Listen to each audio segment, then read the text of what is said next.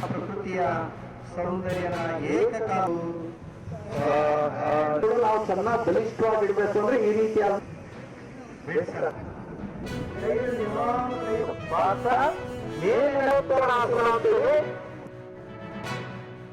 ಒಂದು ಸಂದೇಶವನ್ನು ಕೊಡಬೇಕು ಅನ್ನುವಂಥದ್ದು ಈ ಬೃಹತ್ ಯೋಗ ಪ್ರದರ್ಶನದ ಹಿಂದಿರುವಂತಹ ಉದ್ದೇಶ.